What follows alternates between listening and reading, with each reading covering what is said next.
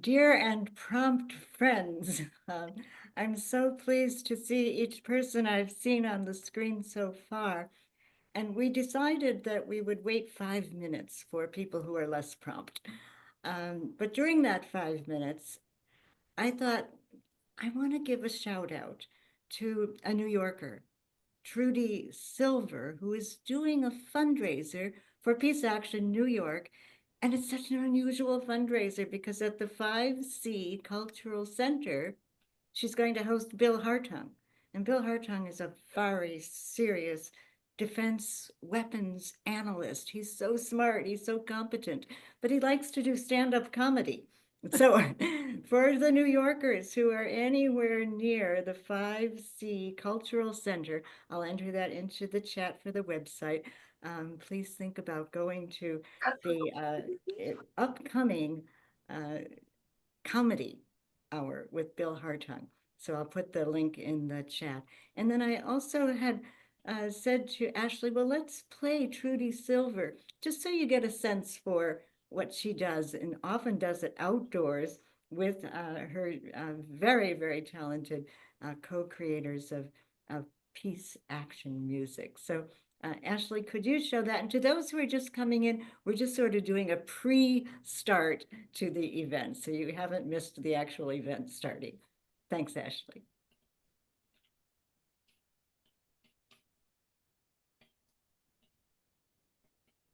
Which side are you on now? Which side are you on?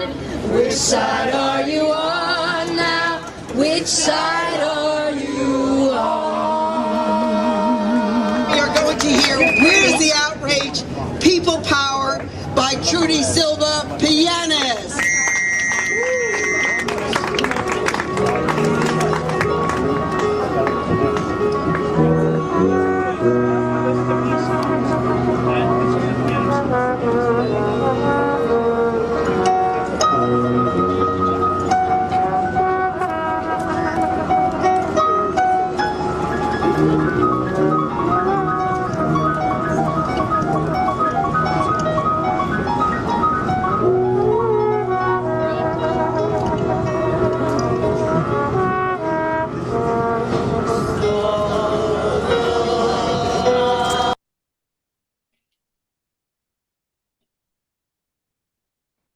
Thank you, friends. For those who are entering, we just decided to do a little bit of pre-activity by featuring the 5C Cultural Center's Trudy Silver. And I wanted to do a shout out for a Peace Action New York fundraiser that the Cultural Center will host. I put their website in the chat, and that fundraiser will be Bill Hartung. Many of you know him for defense analyst essays that are printed all over the world, but he also likes to do stand-up comedy. So that's what we thought we'd use to introduce things as we wait for more people to file in. And many thanks to those of you who are so prompt, but we thought we'd wait until 5 minutes after the hour before we turn to Sister Jean. Sister Jean Clark will give an introduction, and we're still welcoming people as they file in. Thank you.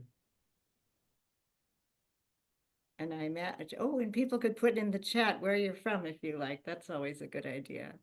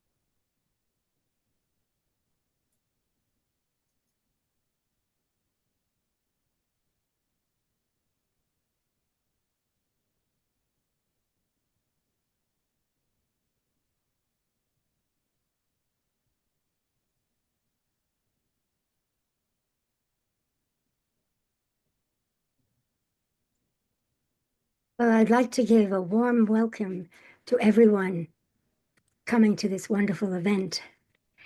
My name is Sister Jean Clark, and I'm from Pax Christi, Long Island, one of the sponsoring groups. And we'd like to thank all our other sponsors, Peace Action New York State, North Country Peace Group, South Country Peace Group, Veterans for Peace, Long Island, Alliance for Peaceful Alternatives, and Building Bridges in Brookhaven. And just a few notes for those attending to please stay muted unless you are speaking. And there will be a Q&A at the end of tonight's program, so feel free to write your question in the chat. We'll try to get to as many of your questions as possible. So tonight, drawing from paintings, photography, poetry, and song, tonight's presentation features works of art depicting war's consequences. Artists steadily summon anti-war solidarity. They help people focus on the crimes committed by war profiteers. Living alongside people trapped in various war zones reinforced our speaker, Kathy Kelly's, belief that the means you use determines the end you get. Artists and writers provide us with the means to imagine a better world, a world beyond war. So we are so grateful tonight for Kathy Kelly for being with us. And Kathy is the board president of World Beyond War and a co-coordinator of the Merchants of Death War Crimes Tribunal. Her protests against militarism have led her to war zones and prisons, and she believes that the children of war and those who are victims of violence have been her most important teachers. Since the Taliban takeover of Afghanistan, she and an international network of our activists have assisted over 100 young Afghans forced to flee their country. In 2024, she helped launch and develop a global Solidarity for Peace in Palestine network. So we are so honored to welcome you tonight, Kathy, and looking forward to your presentation. Well, thank you, Sister Jean. And I should also say that many of my mentors are on this call tonight. And so I'm so grateful to Myrna Gordon and Susan and Chuck Peretti and Sister Jean and Ashley, whom I've met more recently with Peace Action New York State. I'm grateful for the invitation to be with you, but also for the very careful coordination. And so there's, such a vast gift of art, and much of it has been generated by people in New York City. And we think about theater and dance and visual arts and stand-up comedy and music. There's so much. But I'd like to start tonight with some very particular energy that was created by dancers, Palestinian young men dancing their traditional dance, the debka. And it was done in New York Times Square. And it didn't last very long.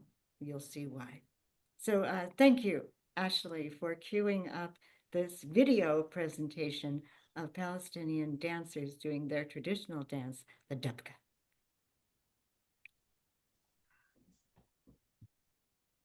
But everybody's racist against Palestinians. Everybody. They see the hot that are racist, bro.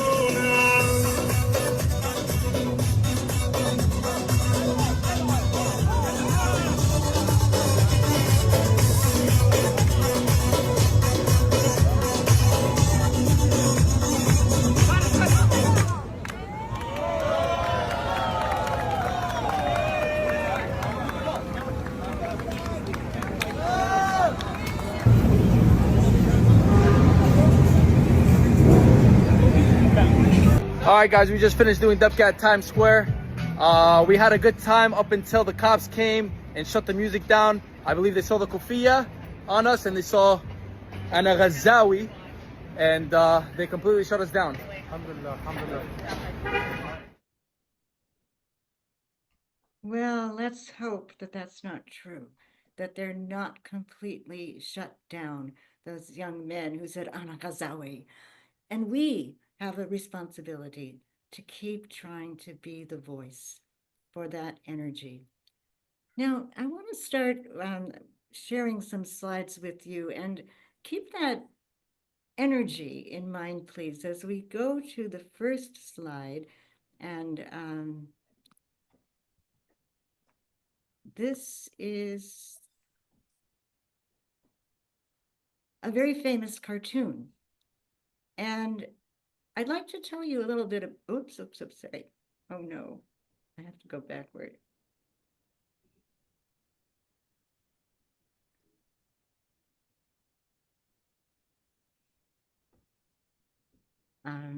Forgive me. I thought I had this all queued up properly, and I have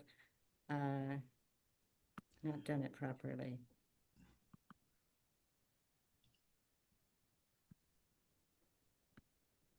Okay.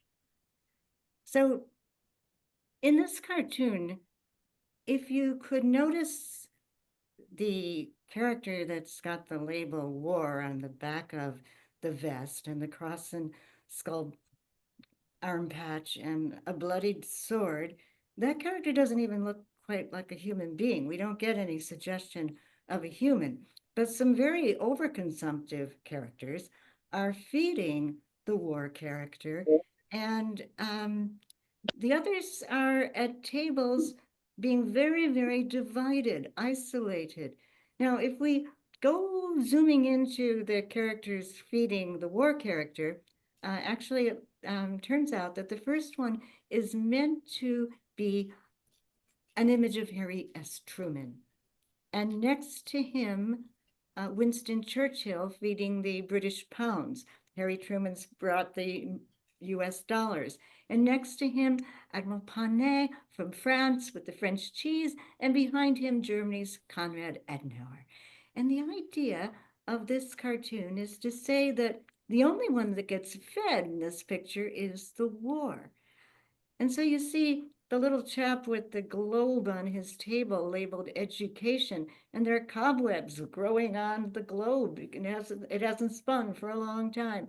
And at the sciences table, a leg of the table is broken.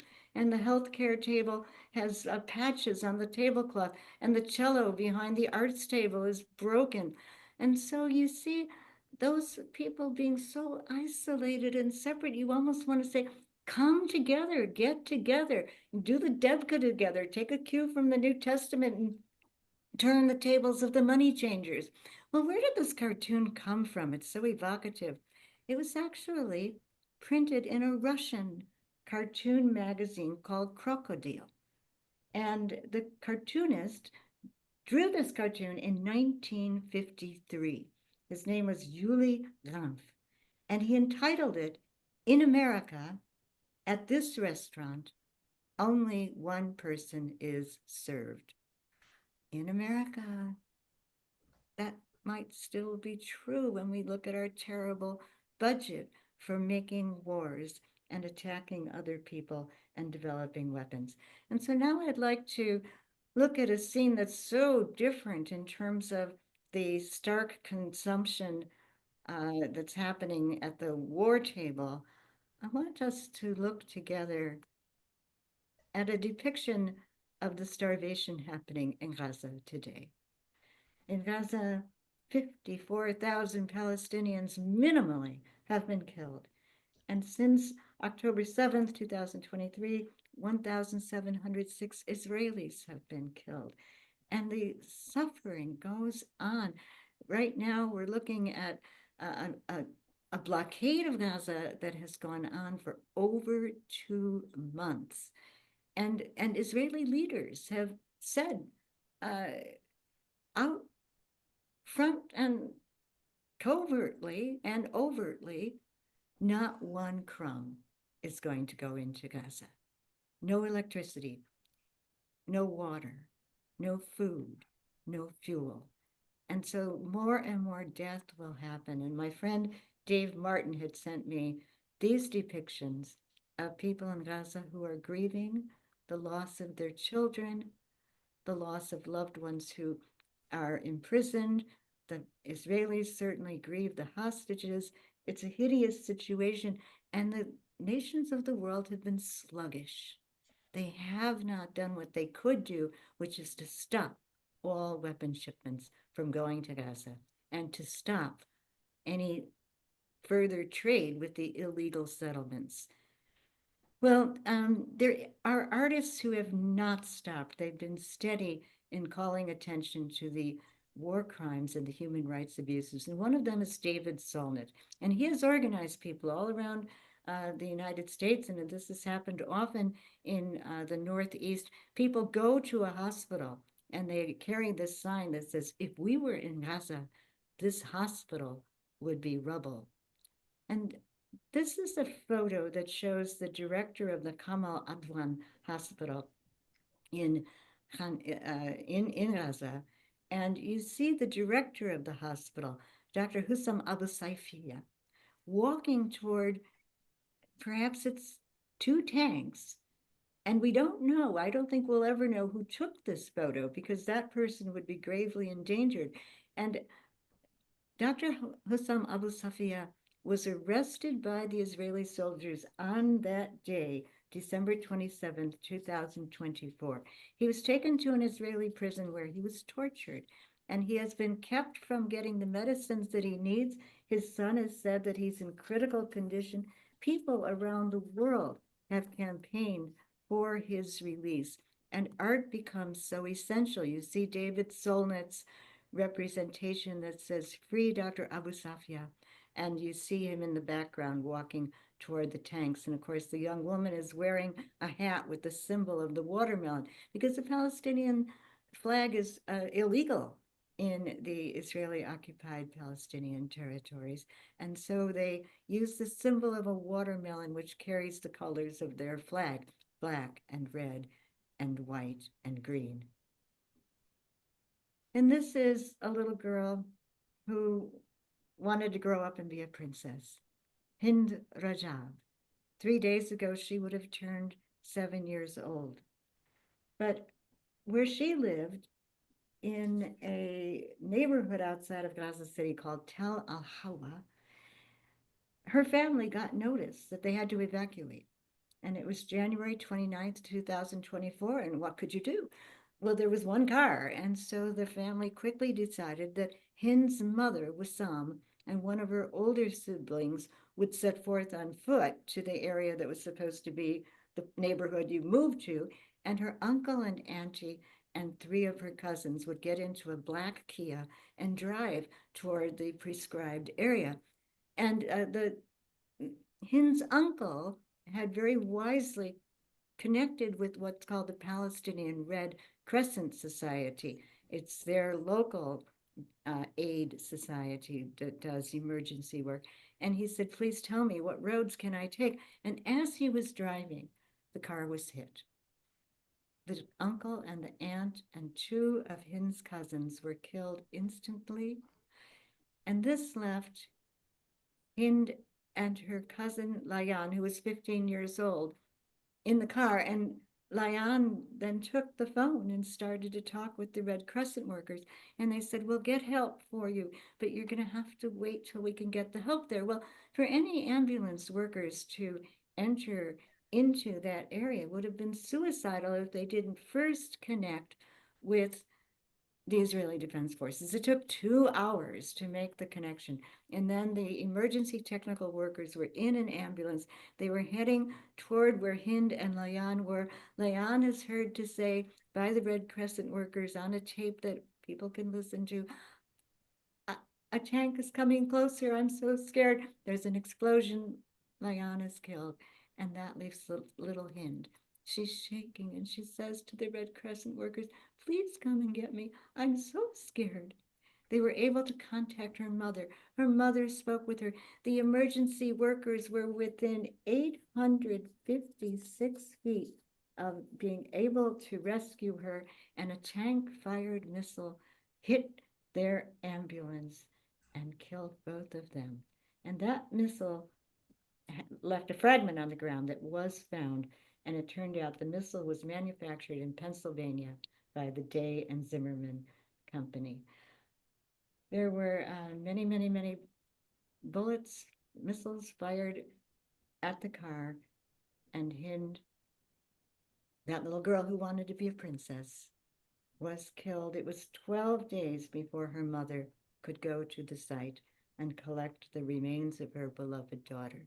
What a brave woman that mother is. She continues to speak to the public, and she's very aware of this banner that was flung out of a window at Columbia University. On April 30th, 2024, Columbia University students who were so moved by Hind and wanted to commemorate her made this banner, and they renamed Hamilton Hall on their campus Hind's Hall. Hind's Hall, renamed in an action that I believe threw love out the window. Well, I asked Ashley if we could queue up another memorial to not only Hind, but to so many others who've been known and who have been killed in the process of this terrible, agonizing, long war. And this is a mural from Amsterdam. And it was created, and you'll get a brief narration about it as well. Thank you, Ashley.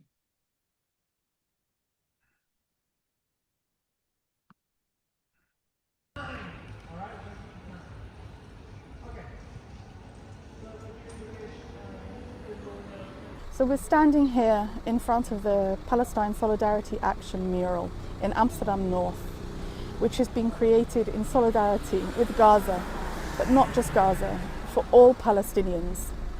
I cover my face because this mural is not just created by the Palestine Solidarity Action. It is created by all of us, for all of us that are speaking up for Palestine. We see them, we see their suffering in Gaza. We wake up each day and we are seeing a live genocide streamed to our telephones each morning. And we are touched, but also horrified by the ongoing suffering in Gaza. This mural is a tribute to the journalists, medics, doctors, writers who have lost their lives and have risked everything to show the world and show us all life in Gaza and to show us their struggle. We have seen their humanity, and in turn we show them ours, and we show them our love.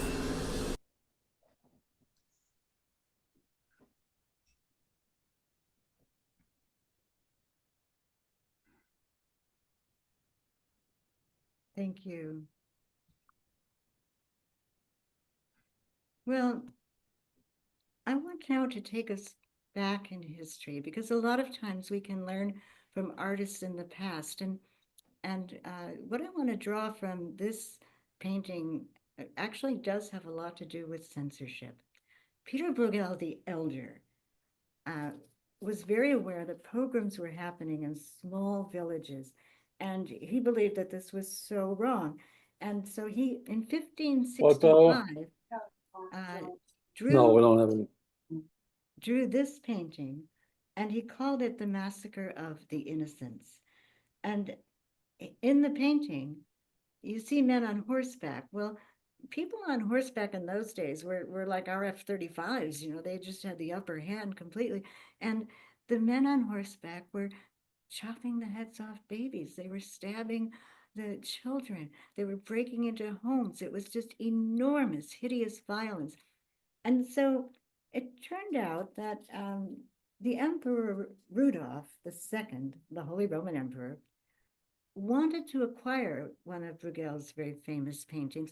And in fact, he wanted this one so he could display it in his palace. But he thought, well, you know, my military isn't going to like it, that they're portrayed like marauding, frightening killers. So he told the palace painters to cover up the images of children and put a bag of flour and make it look like they were just stealing the flour, or a pheasant, or some kind of fowl. And then it wouldn't look like it was the children being massacred and killed and abducted. so the painters did it, and it was kind of a censorship. But Peter Bruegel's son was also an artist, and he had the original. And so ultimately, the younger restored the father's painting to the original. Now I want to go to another famous painting in history, and this is called the 3rd of May, 1808. And on the 2nd of May, 1808, Napoleon had seized control of Spain.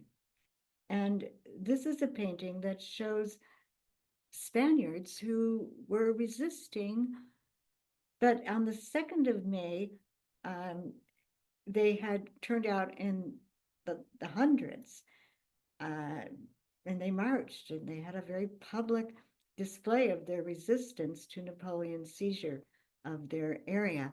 And so Napoleon gave an order, and he said that on the 3rd of May, any suspected or confirmed rebel, basically any young man, was to be marched out of the city and executed. And so this is the painting that Goya creates. And you notice that the soldiers with the rifles look almost like a clump, like a big spider, an arachnid. They don't look very human. And the character that's bathed in light, almost as though, this is a Christ-like figure. That character is the one where our sympathies are drawn. And then you see the unarmed people on the ground and bleeding. And this was Goya's way of representing the truth about war. So I'd like to now take you to a very unusual art project, which is found in the Khyber Pakhtunkhwa area of Pakistan. Of course, now Pakistan and India are at war, but this was a presentation that artists created, and they called it Not a Bug Splat. And I'd like to explain what happened. There was a drone attack in 2010 on the structures to the left that look quite humble, don't they? And the drone was a US attack. It was perceived by the US drone operators and the kill chain and command that the people living in that compound were terrorists and had to be killed. And the terrorists happened to be the parents of the little girl whom you see, and she is now an orphan. She lost her parents and 2 of her siblings. And you see her holding shrapnel from the bomb that the drone fired that killed her parents. Well, in military parlance, when a drone fired missile hits its target, what the people operating the drone actually see is kind of the radiation coming from a pool of blood. And they have a colloquial name for it. They call it bug splat. And those who run away are called squirters. And so an artist collective decided that they would resist this by putting in the ground such a huge image of this little girl that any drone operator flying over that part of the world would see not bug splat, but the face of this little girl. And they took that face from this photo, and this is a photo of the little girl and 2 of her surviving siblings, and they have the shrapnel from the missile that killed their parents and 2 of their siblings. So that installation, that artwork, is really doing the work of peacemaking in defiance of war. And I urge you to look up Not a Bug Splat online after this presentation. And in this presentation, a few people on this call actually know the chap to the left. That's Ali Mazlomiar. And he is a young Afghan who was part of the Afghan Peace Volunteers. And they decided that they would organize the street laborers, children who couldn't go to school, to protest against the weaponry. Now, I should mention that at the time that these children were taking their action, the United States was spending on average $2 million per year per US soldier deployed to Afghanistan. And what you see is the little girl, Sakina, with a yellow hammer, banging on the remnants of a plastic toy gun. And these children had collected as many plastic toy guns as they could, smashed them into smithereens, kind of like the beat your swords into plowshares, spears into pruning hooks. They beat those guns up and buried them, and then they planted olive trees on top of each burial mound. And it was a good symbol. It was saying what all of us need to say. Now, I also have to acknowledge that actually buried under the ground in Afghanistan are tons of unexploded ordnance from all of the various countries that have invaded Afghanistan, the US having been the most recent, and now people will more or less invade it to extract the minerals from under the ground, and it will lower the water table. So the persecution and the suffering the Afghanistan culture has experienced is horrendous. And have countries opened their doors to Afghans and said, we're sorry, we want to pay reparations? Not hardly. So why do we continue with this madness? This is a representation of a Trojan horse with nuclear weapons inside the belly of the horse. And this is a work of art that was done by a Swedish artist, Inga Palmer. And she comes from the city of Nynäshamn, south of Stockholm. And in her area, people love to paint horses that are called Dalkarlia. And the Dalkarlia horse is usually painted red and garlanded with flowers. But Inga Palmer realized that what her society really needed to focus on was the fact that their parliament was voting on a defense pact, which would mean that they would be housing nuclear weapons for United States military, and they could themselves become a target of attack. And so she made that full-scale size version in cardboard of a painting that she had already done. And this was displayed in June of 2024 at the Stockholm Parliament, right before they voted on a defense cooperation agreement. And of course, many Europeans have protested the installation of United States nuclear weapons in bases all across Europe. And very recently, Susan Crane and Brian Terrell, US citizens, were actually imprisoned. Susan for 7 months and Brian for 15 days for their vigorous protest against the installation of the nuclear weapons in Europe. I want to now take us to a representation of people who have been imprisoned in Guantanamo. These are cups that were created by 2 artists, Amber Ginsberg and Aaron Hughes. Aaron had come to Afghanistan and met with us and met with the Afghan peace volunteers. And what they were aware of is that there was a national flower for each of the prisoners in Guantanamo, and that the prisoners in Guantanamo used to make etchings on their styrofoam cups as a way to, express their artistic desire to make art. And so Aaron and Amber, for each prisoner in Guantanamo, they went to a factory and they fashioned a cup, and they put the flower of each country on every one of those cups and the name of the prisoner on the base of the cup. And then they went all around the United States, and Aaron even came to Afghanistan, and they held tea parties. They poured tea, they served tea, they commemorated the prisoners in Guantanamo and the many cultures that were represented. And they wanted to liberate the message of those people in Guantanamo, many of whom were held without charge, without trial, and meant us no harm. John Amadon has joined the call, and I'm so grateful for these banners that he has held in many, many circumstances that depict what we could delineate as the works of mercy contrasted with the works of war. Of course, the works of mercy, what the world so much needs right now. Feed the hungry, clothe the naked, give drink to the thirsty, visit the imprisoned, care for the sick, and bury the dead. I think of Gaza, but I also think of all of us facing ecological collapse.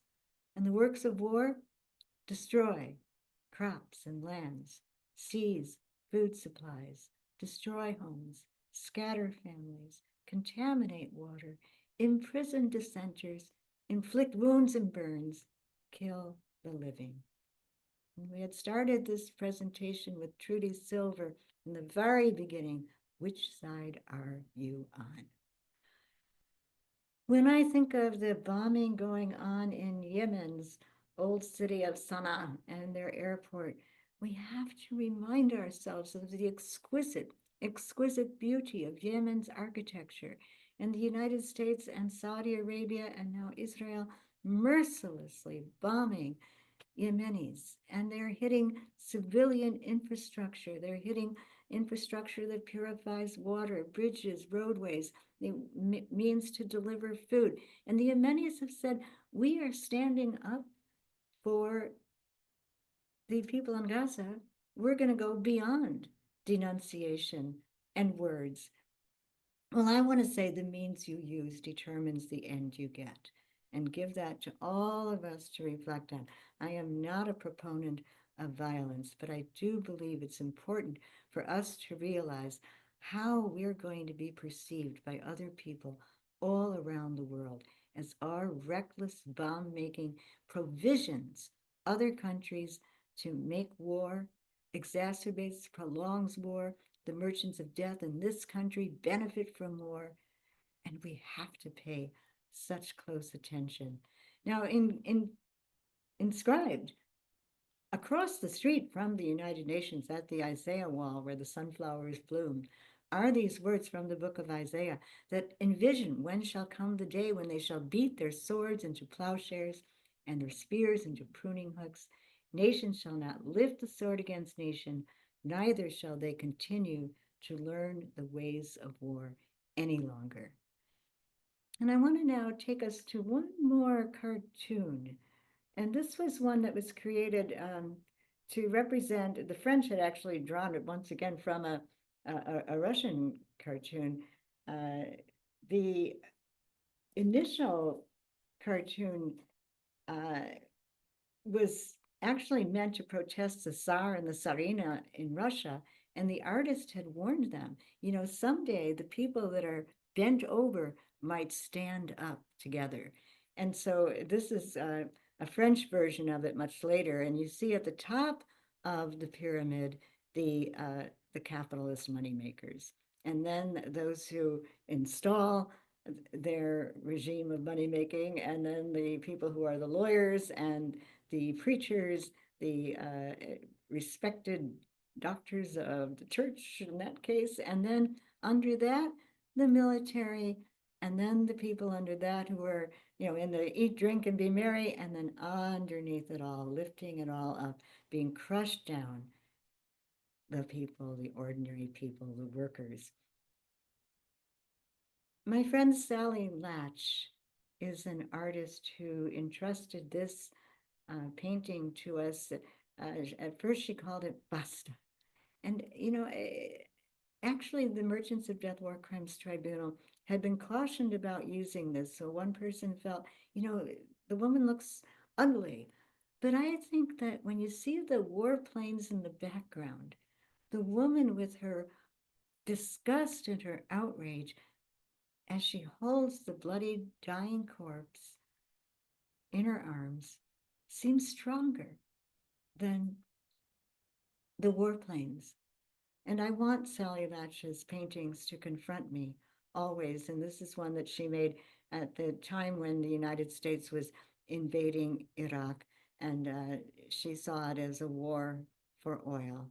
And but again, at the very bottom, you see she has written, "Power to the people." And I think about the powerful image, this photograph taken when there was a Christmas truce and people climbed out of their trenches from both sides of World War I and shook hands and shared cigarettes and chocolate and tried to have at least a few hours when they could be humane. And I was very fortunate to be part of the team, the Iraq peace team that went down to the Kuwait border between Iraq and Kuwait. We carried pictures of some of the most beautiful children you could ever meet, Iraqi children, and we were within earshot of the U.S. troops on the other side of that barbed wire fence, and Charlie Litke, a veteran peacemaker, God rest his soul, climbed up on an old rusted ladder and he shouted across, "Don't cooperate, don't invade, don't cross this line." Cynthia Banas was one of those peacemakers, and Jerry Zawada, and they've since died. But what a joy it was to be with such strong people.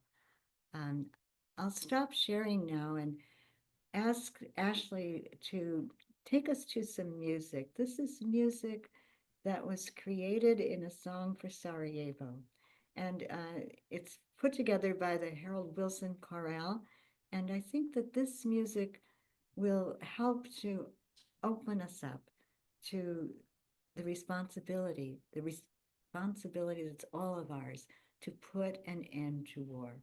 Thank you, Ashley.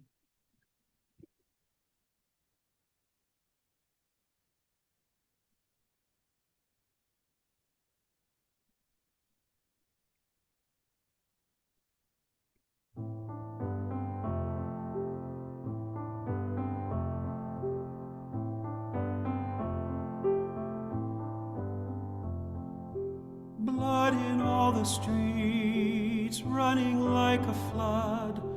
There's nowhere to hide, nowhere that I can go. I reach out my hand, touching death itself. Just a holy day in Sarajevo. I can hear my heart pounding like a clock, hiding from the planes and from the bombing. Fire from the sky burning down my life. There is no more love and no more longing. But when I close my eyes, I dream of peace. I dream of flowers on the hill. I dream I see my mother smiling. When I close my eyes, I dream of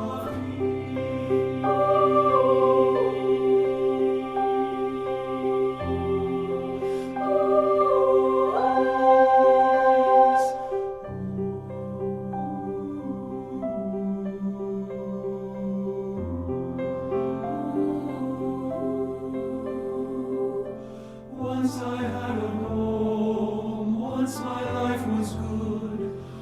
once my mother sang to me and held me. Then the fire came, falling from the sky. There was no one left who can protect me.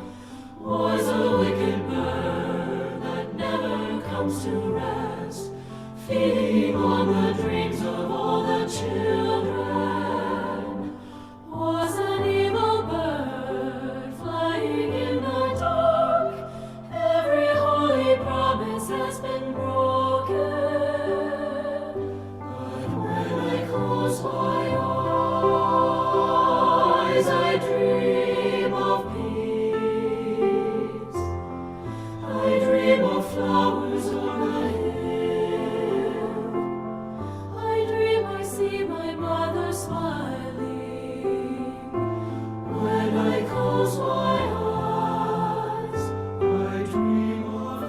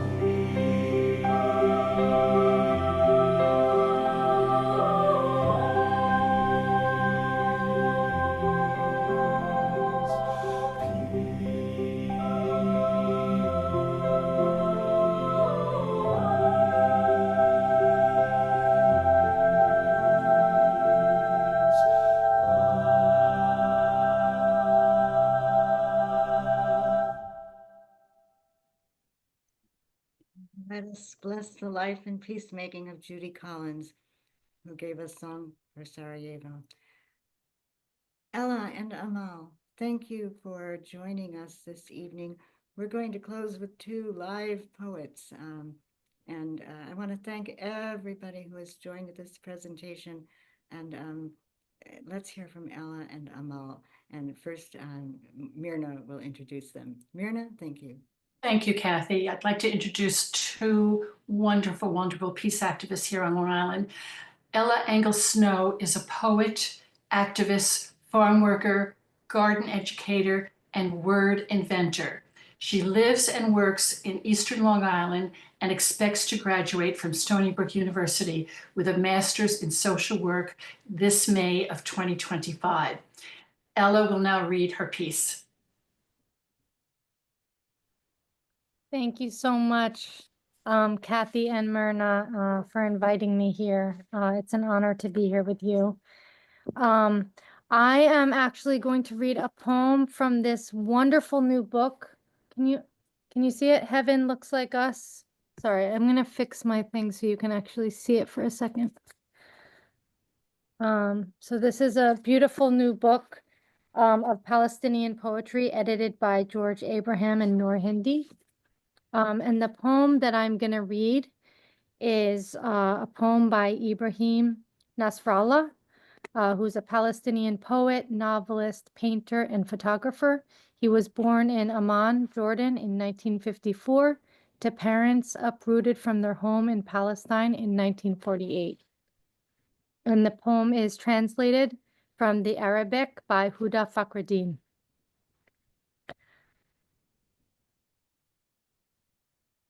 This poem is called Palestinian. I was silent and nothing came of it. I spoke and nothing came of it. I cursed, I apologized, and nothing came of it. I was busy, I pretended to be busy, and nothing. I sat, I walked, I ran. I shivered and I warmed up, nothing. I was parched until I cracked. I drank until I drowned, and nothing came of it. I crumbled like a fetus, like the father, the siblings, and the mother. I was then gathered in a shroud made of old curtains, and nothing came of it. I stumbled more than I could stand, but then I stood up, and nothing came of it. I prayed until, like a prophet, I became a verse in a holy book. I rode until I reached hell. I beseeched and begged, and nothing. I raged, I calmed, I remembered what was once distant, and I forgot what was once close. I befriended a monster, and I fought a monster. I died young and sometimes survived. In both times, I grew old from all that I had seen, but nothing came of it. I charged, I withdrew, I fought the wind when it blew, and I reconciled with the waves when I rose and raged. Among the horses, my heart was a horse. In the night, my heart was a night, and nothing came of it. I ate, I hungered, I vomited, and nothing came of it. I embraced my shadow, and I chastised it, and then I chastised myself. I greeted a woman lost in the streets. I fought with a man and his smile nearby, and with a bird that sang briefly in the garden, and nothing came of it. I closed all the windows in my house and opened them. I wrote words on death when it is merciful, death when it is futile, death when it is hell, death when it is the only way at last, death when it is gentle and light, death when it is heavy and dark, and nothing came of it.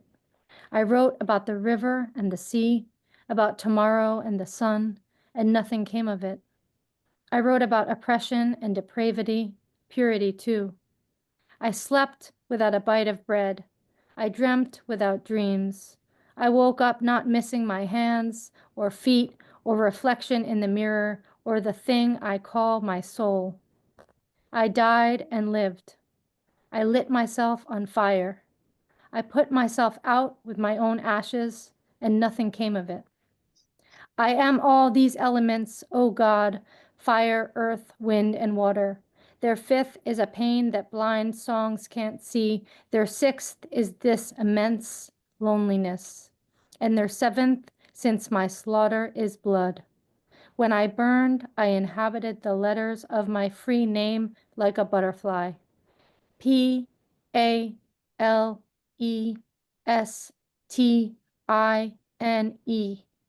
When my roof was suddenly blown off into the sky, and with it a wall, a window, and the youngest of my children, I gathered myself in the G and the A and the Z and the A. I became Gaza. 1,000 warplanes circled and hit me. I collapsed and collapsed again, and then rose in a scream. I called out, but nothing came of it. Nothing came of it. Nothing came of it. I lost faith and believed, lost faith and believed again, and lost faith and believed, and nothing came of it. Nothing came of it. And the filthy world asks me, all this, what of it? Thank you. Thank you so much, Ella. Thank you. We'd like to hear next from my dear friend Amal Barga Karzai. She is an award-winning Palestinian American, an illustrator, author, and activist who grew up in Baltimore, witnessing the parallel struggles of dispossessed communities. Her current work, portraits and short stories, bring attention to the conditions of occupied Palestine. Her recent children's book, Noor, published by Tamer, is dedicated to the settler abducted child prisoner, Ahmad Manassar, age 23. Finally released this month, Amal lives in Port Jefferson, New York, where she teaches illustration and radio co-hosts Unbound, the Arts and Culture of Palestine. Welcome, Amal. Thank you. Thank you, everyone, for being here. Thank you, Kathy, for organizing this. And I'm, slowly, I'm learning that there's a greater community out there on this island, even than I'm in Port Jefferson, than I ever realized. So am I allowed to make just the tiniest announcement? Because it could involve all of you if you're interested. Is that okay? Just 30 seconds? Is that okay, Kathy? Of course. Just so the radio program that I co-host with the most active, loveliest person in the world, Sam Yanak, and this is WUSB Radio. We're on every other Monday. But in honor of the day before yesterday, Israel killed. He was the voice of Gaza. He just turned 14. And I'm so used to seeing him every day with his father. His name is Hassan Al-Ayad. And to not hear him this morning upset me. So we've started a kind of collection. Anybody who's interested can send me a recording, and all you have to say is free the voices of Palestine, and we're overlapping our voices. And I think this will become like an audio quilt. I'm just going to keep it going. As people send their voices, I'm just going to keep adding and adding and adding, and we're going to try each, when we're on air, to just keep airing it, and it should just get longer and longer and longer and longer. So if you're interested, I'll put in my email address and handle, and you can send it any which way. Just those 5 words. Thank you. So today I'm reading from, he's a rapper. He's a Palestinian rapper from Jerusalem. And his name is Tamer Nafad, and he raps commentary. His commentary is like poetry. His poetry is life, and his life is minus, every human right. And he's thinking at any moment they're going to be forcibly evacuated. Jerusalem, as you know, is another disaster. And he writes these on his posts, these opinions that look like BBC opinion polls, but it's anything but. So his opinion after, coincidentally, he wrote this after the murder of Hind Rajab, and it's called, "I Can't Forgive Them, Father. They knew exactly what they did." We all feel like bolts in a machine we can't change, but sometimes history tells a different story. Small shifts carry a vision that goes beyond the tired and hopeless present. Like the butterfly wing in Muhammad Darwish's poem, the butterfly effect cannot be seen. The butterfly effect endures small daily shifts in conversation, in action, in kindness, in how we look at others, and in the mirror. There are moments where a drop of change can fall, even if it's in a small radius with no global ripple. At least it moves something within the individual. And sometimes one small moment takes more courage than standing in front of a water cannon with a protest sign. There are countless chances for private bravery and its effect. Because at the end of the day, it's not just about Trump or Putin, not just about the prime minister, not just about a chief of staff, the army spokesman, or the settlers on the hill. Sometimes it's that short glance between a parent and their child, just back from the army, compressed into a small table, a cozy kitchen corner, the steam of mom's hot meal rising to the ceiling, and the deep golden color of dad and son quality time beer. A short look, but full of life, a bit of courage. Look your child in the eyes, your future, all of ours, and ask, what exactly do you do every day in Gaza or the West Bank? Yeah, I know, but beyond, we didn't find the hostages. What do you do on days without clashes with Hamas? What do you do actually? Push further, challenge him. That's your son. He probably lied once or told you a half-truth when a teacher kicked him out of the classroom. Where were you on January 29th, 2024, son? They say a 6-year-old and her family were sprayed with 355 bullets by a tank. No fighting in the area. It's documented. In a Red Cross call, you can hear her speak, and then proof. She dies. The paramedics who found her days later, they died too. Were you there? Did you shoot? Or see it happen and say nothing? Push harder. Pull out your phone. Show him videos. Like the investigator in the Netflix show Adolescence, showing a stunned father footage of his angel son chasing, threatening, yelling, hitting, and stabbing people to death. That happens in the nicest families in peaceful Britain. Imagine what could happen here. So investigate. Who wouldn't want to know their own child? Show him the horror from the Kamal Adwan hospital. Show him the corpses. Did you know them before they stopped moving, son? Did you know them when skin still covered their flesh and bone? How long did the fire take to strip them down? Did you sleep well afterwards, son?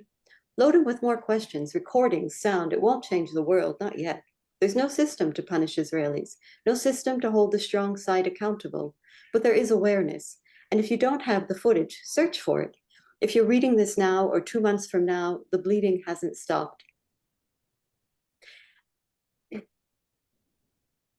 Ask, how much of that blood is on your loved one's hands? I'm not asking you to turn your children in, even if there was anyone to turn them into, but I'm sure you'd want to know what you raised. I ask not just as a Palestinian, but as a parent who wants to bring only good into this world. At night, I tuck my children into bed, my soft, gentle children just like yours, only without an army to corrupt them. Children who are part of me and sometimes no longer fully mine. They tell stories, build their own lives.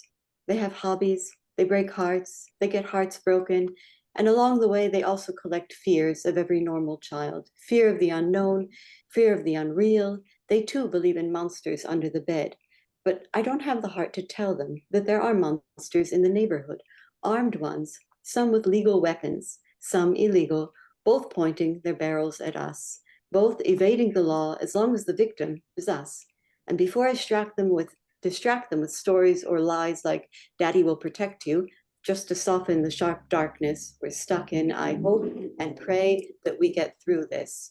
And I pray that when the day comes and your children pay for their crimes, my children and I will have the strength and compassion to say, forgive them, Father, for they knew exactly what they did.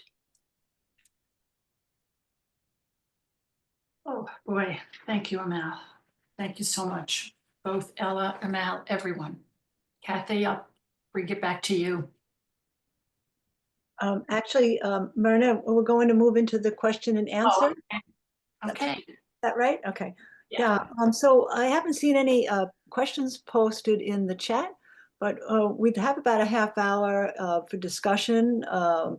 You can ask Kathy, or if you just want to just whatever, you don't have your question, but Q&A would be best, I think. So feel free to use the react button at the bottom and to raise your hand, the mechanical hand, and we'll do our best to get as many as we can. Thank you.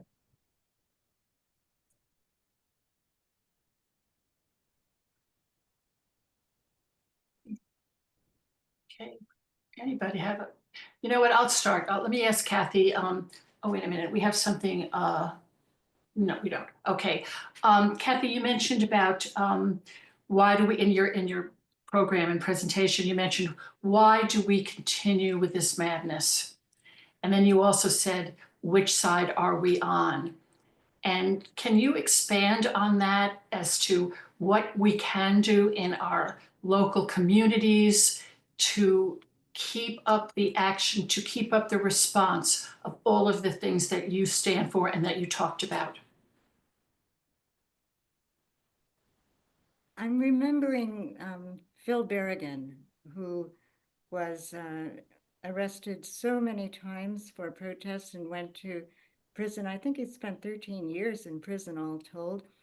Also raised a family and worked as a painter, was a laborer, wrote many different kinds of homilies and essays. And he would be known at gatherings of people out in front of the Pentagon or the White House to say, don't get tired, don't give up.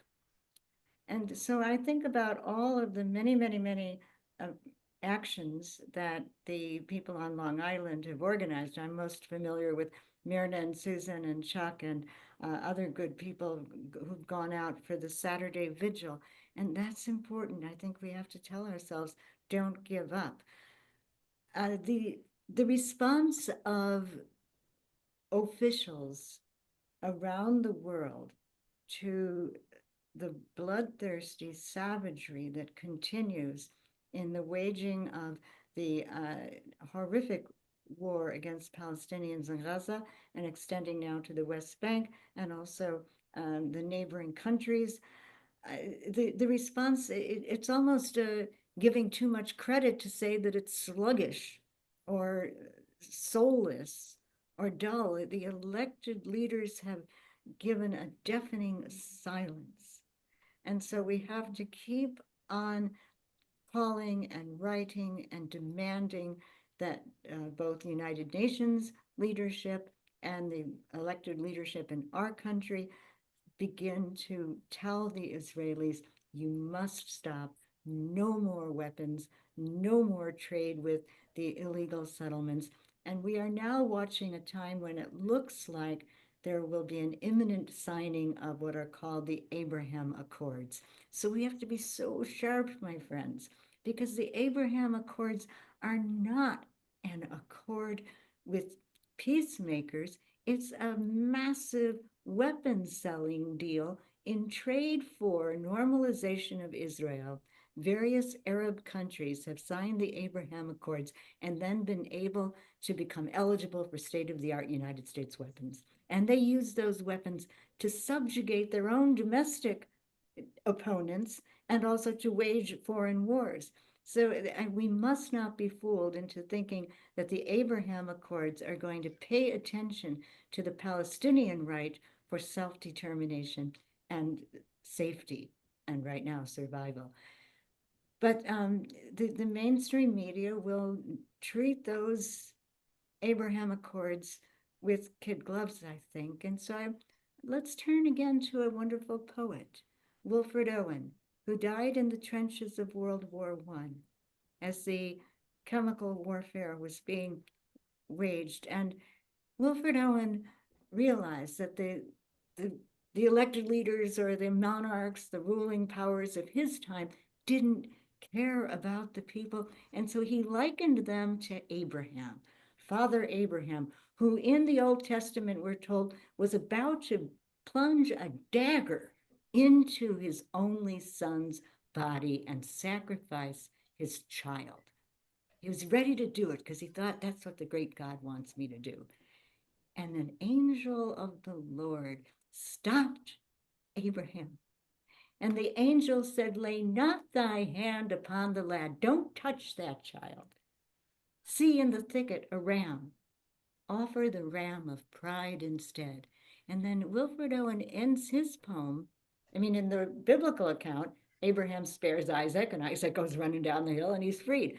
But in Wilfred Owen's poem, he says, and the old man, meaning the leaders of Europe, would not so, and slew the son and half the seed of Europe, one by one. So will we go along with the crazed notion that you can arrive at peace by getting ready to blow up the entire world, that you can arrive at peace by engaging in this absurd one-upmanship? Trump and Mohammed bin Salman in Saudi Arabia, they understand real estate, and this major negotiator, Steve Witkoff, understands it too.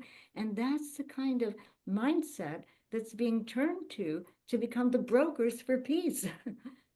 We need Amal and Ella and their sensitivities and their willingness to pay attention to become our brokers for peace. And every person in their generation deserves a future that would be free of our annihilatory nuclear weapons. So we have to become sharp and speak up, especially now during this time of censorship. So keep Bruegel in mind, you know, he did get the last word through his son. It took a generation. And keep the Debka dancers in mind, because I believe that when they said, that we can all be part of that voice. Thanks, Kathy. Thank you. Yeah. So, Omerta, Thank you, Kathy. I'm going to call. Oh, that's it. I'm going to call on Alice Slater, who has her hands up, and then we're going to go. There's a question in the chat, and then to John. Okay. Yeah, Alice? thank you so much for this program. It's so moving, Kathy. And it's also, it's a call to action, because everything we've been doing up till now isn't working. So we're going to have to do something else, you know, and we've had a terrific example in Korea.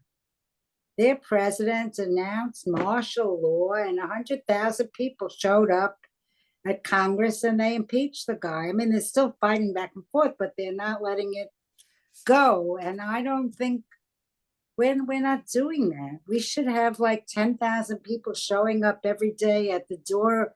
I mean, we're not like South Korea is like one state. We're a huge continent. So we should have 10,000 people showing up at the door of every senator and representative every day and hounding. In other words, it's got to be that kind of from the ground up, like the French Revolution. I mean, we have to have a huge change, because the Republicans, it doesn't matter which party, they're all the war party. You know, I mean, if you're abortion and gay rights, you like the Democrats. You know, if you low taxes, yeah. But when it comes to war and big pharma and no health care and Israel and protecting all the oil in the Middle East and everything. So I don't know. I mean, I just feel like we have to, so we got to wake up like this, like maybe this art call is a wake up call, but we have to wake up. We can't, it's not business as usual.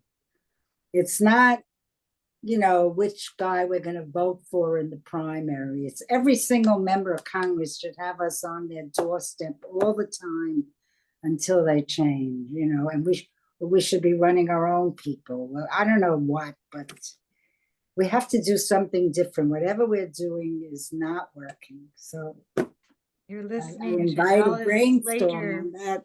Alice is a lawyer. She's worked her whole life to end the risks of nuclear war and to protect our climate. Thank you, Alice. And Alice is part of the board of World Beyond War, as am I. And that's another thing you could do. We'd love to see a New York chapter of World Beyond War. And we're linking with chapters all over the world. It's really kind of remarkable. We're hearing from people in Africa and Latin America. And we've got a fellow in Ukraine. So think about continuing your solidarity And that South Korea example is so important. It seems It's to me, different. yeah, that we have a lot we can learn from people in other countries. So also think about the amount of resource and money that's being poured into the maintenance of our nuclear arsenals. And in a way, the gun is held at our heads every day with that. And I see that there are questions in the chat, and we'll want to hear from John Amadan. So I do have a question. We have a question from Nancy, and she says, why does Trump want so much military when he's not going to continue to support NATO at all? well, I think that it's perhaps necessary to admit that the whole world is being held hostage to a radically undereducated person. And to ask rational questions of him is perhaps not so fruitful.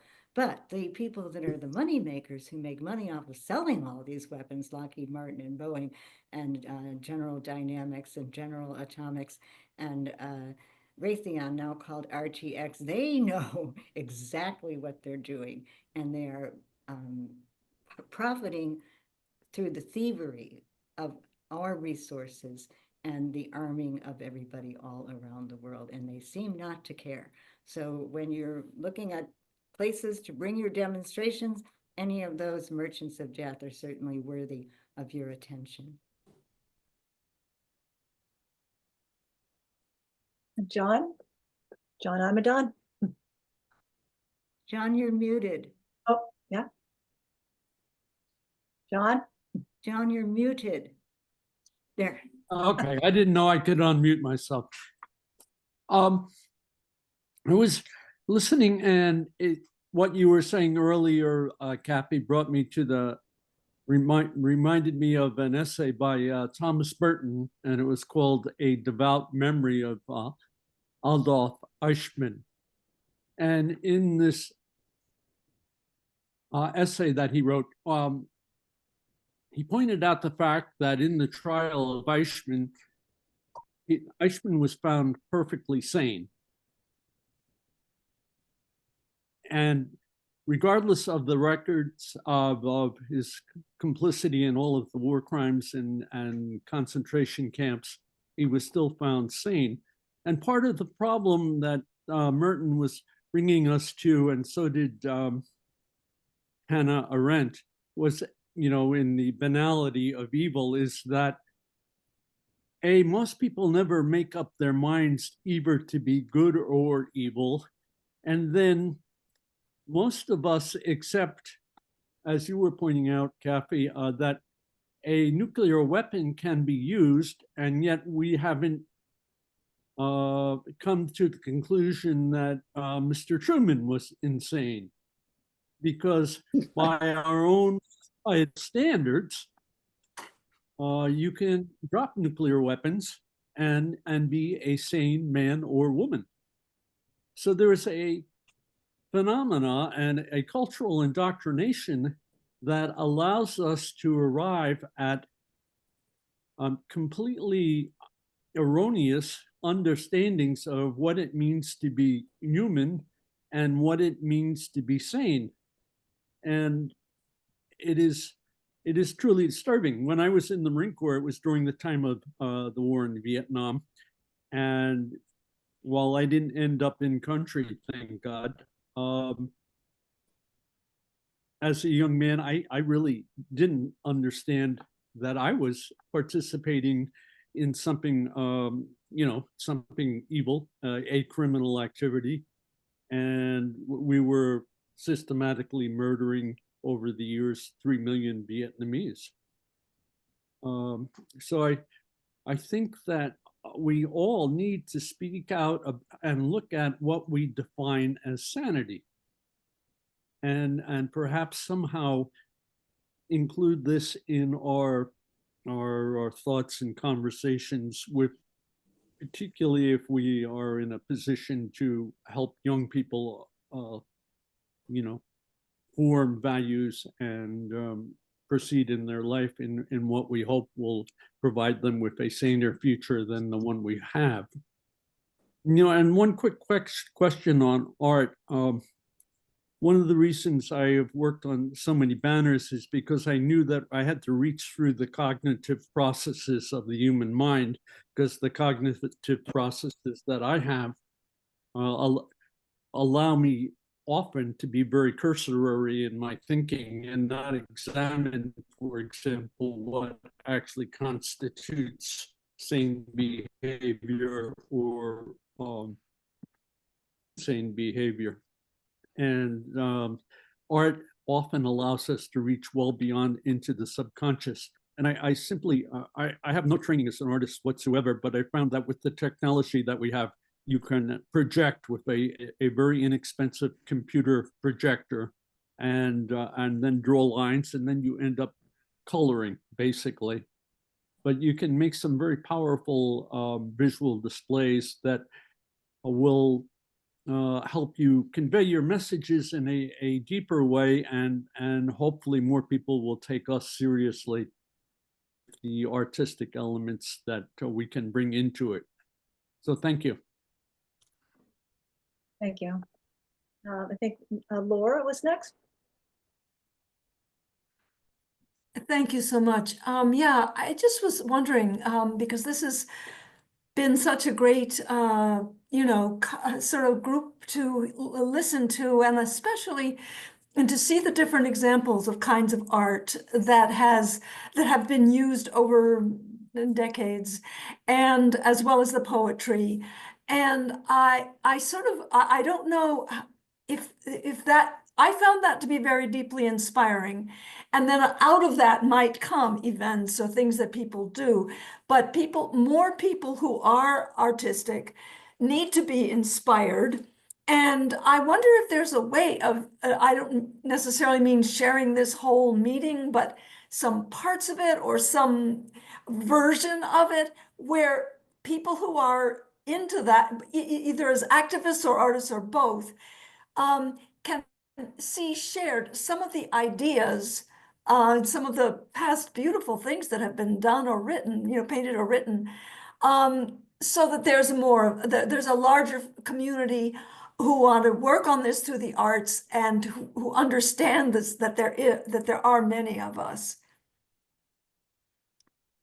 Thank you, Laura. We have a question in the chat from Alexis. And the question for Kathy is, what do we do now for India, Pakistan? Are there artists in Pakistan or India who are making activist art that we should amplify? Really important question.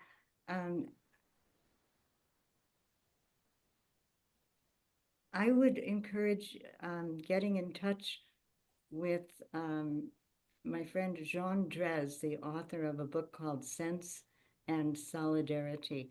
And I know that he's very much in touch with young Indians that he's been teaching for years. And so I could present that question to him. With regard to Pakistan, that's D-R-E-Z-E, D-R-E-Z-E, Jean Drez. There you go. Thank you, Alexis, for that. With regard to Pakistan, there's a wonderful Pakistani professor, Junaid Ahmad, and he's here in the United States. And so I can ask him likewise, could he respond to that question? And then maybe I could give Jean's and Junaid's answers to Peace Action New York State and to Susan and Myrna, and we can maybe in a follow-up to this call try to offer an answer to that very important question. Thank you, Kathy. We have Melvin. Yeah, thank you very much. I might say that every human on the planet is endowed as a creative. So even though we might focus on the artist, I always lift an axiom that if you are created, you are creative. And instead of allowing the apparatus of state or markets to remove that endowment from you, we need to surround ourselves with people, seek people to reinforce that endowment. Everyone on the planet has an ability to engage through their creativity, the flourishing of others as they pursue their own flourishing. It is difficult when leaders suppress us, but that endowment fuels us to engage in the flourishing of others. Thank you, Melvin.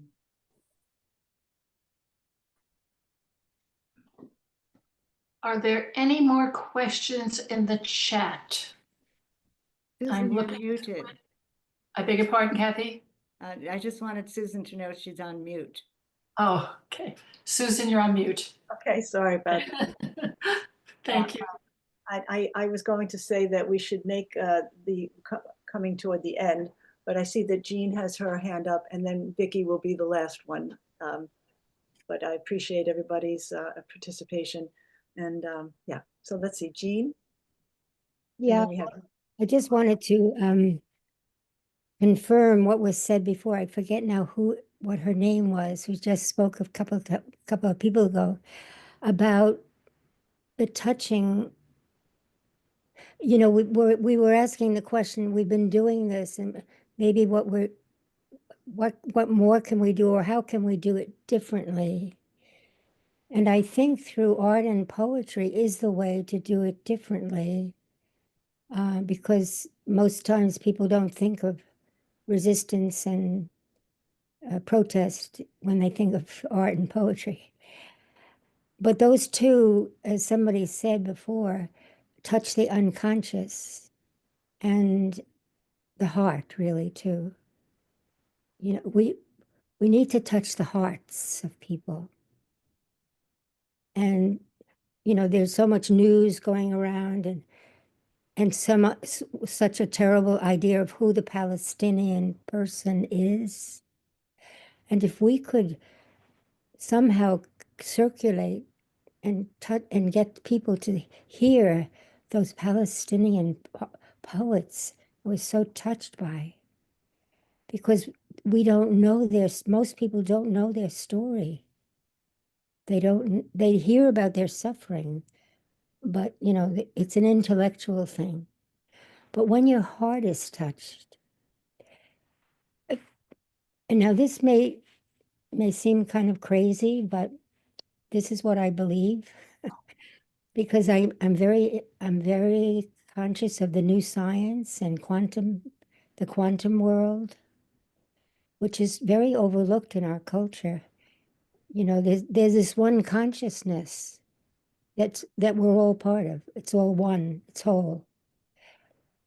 And we don't even have to go into the street sometimes. I'm not saying we shouldn't go into the street, because I've been there many times, but we don't need to go into the street sometimes, because when our heart is touched and we feel such solidarity with the Palestinian person or whoever is being suffered in war, that makes a difference. In a sense, you don't have to do anything. You just have to be there, be touched, feel it in your heart, because we're one. And that consciousness, and you know, in the quantum world, there's all kinds of possibilities which we can't even imagine. If so many people were touched like that, like we were touched tonight through the art and the poetry, something could happen that is very unexpected from us.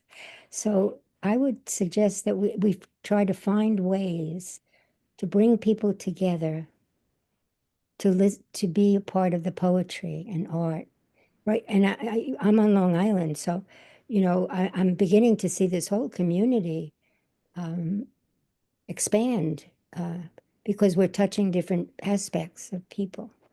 So that's just my reflection for tonight. Eugene, I see Vicky. Hi, Vicky. And I think we'll have to end it with yours, Vicky. Well, I feel bad because I saw Sherry was just there too. But I just wanted to bring out about we need to touch people's hearts, and it's so deeply, so important that we all connect and get to that higher place. But also, I wanted to ask about tips for infusing more music, and more beauty that will strengthen people while people are struggling so deeply right now. So, Kathy, if you would just say a couple words about your experience of how to help this very shy audience type culture to be more creative with music. Vicky, you know, I was once with children in Baghdad, and it was right after 9/11. And one of the children had done a piece of art, and he showed a passenger jumbo jet plowing into the World Trade Center. And I asked the children, do you think I could meet the child who drew that picture? And they had him in front of me, I think within minutes. And I said, Ali, what were you thinking when you drew that picture? And he said, Allah wanted this to happen to people from America, so people min America understand what happens to us when America hits us. And then he saw his teacher coming and he said, and we love the people of America and we want to be their friend. And so I said to him, you know, I was just in New York and they were very interested in that. And I said, I learned that many of the people at the funerals for their loved ones played or sang a song about the common humanity of all people. And these kids said, yes, madame, and why don't you teach us this song? So, you know, madame didn't have a choice. The director of their school directed the Baghdad Symphony Orchestra. And next thing I knew, these kids were learning the song Finlandia. This is my song, O God of all the nations, a song of peace for lands afar and mine. And they were singing it to me in Arabic and in English with flute and violin accompaniment. And I knew that war was imminent, but I also knew that I had lived through one of the most beautiful days of my life. After the 2003 shock and awe bombing, the director of that chorus came and he begged us, please, can you save our school? You know, just get 2 of your country's vehicles to park in front of our school and looters won't come. And we couldn't persuade any of the US military to go to any of the places. We were asking them to please protect the places where there were blankets, the places where... So the looters broke every instrument, burned all the sheet music, smashed all the windows, trashed the place. And Hisham Abu Sharaf came to me and he had in his hand a small tape and he said, this is what remains. And I said, well, what is it? And he had headphones and I put them on and it was the children singing that song. And I asked him, will you ever teach this song to children again? And he was crying. And he said, it is too much this that you ask of me, Miss Kathy. You go back to your country and teach it. So please, when you get a chance, listen to the music of Finlandia and let us be refueled. This is my song, O God of all the nations, a song of peace for lands afar and mine. This is my home, the country where my heart is. But other hearts in other lands are dreaming with hopes and dreams as deep and true as mine. Thank you, all of you, for joining together. I know there's a lot of love in this circle right now, and let us liberate that and let us insist on an end to all wars. And one way to stop a next war is to tell the truth about the current wars. So tell the truth. War is never the answer. We need a world beyond war. Thank you. Thank you so much, Kathy. Thank you so much. At this time, we really have so many people to thank for making this event absolutely possible. To you, Kathy, you've devoted a lifetime of activism for peace and justice, locally, nationally, and globally. Thank you so much for spending this time with us and for everything that you do. We so appreciate it. To Peace Action New York State, Ashley, thank you, and everyone there who continues to work for so many of us, your newsletters, your updates, your support. Thank you so much. To Susan Peretti, who saw this Zoom presentation several months ago by Kathy Kelly, and who said, we need to bring it home here to Long Island. And of course, we have other people. Thank you. Yes, absolutely. Thank you, Susan, for having the insight and putting this all together. Thank you so very much. And to our local community, or rather committee, who was working with Susan and Ashley and Kathy, that was Sister Jean and Jackie. Thank you again so much. To all of our co-sponsors, North Country Peace Group, South Country Peace Group, Pax Christi Long Island, Veterans for Peace, Chapter 138. I see Mac out there. Hi, Mac. For Building Bridges Brookhaven, and all of you attending. Thank you so very much. Susan, do you want to say anything?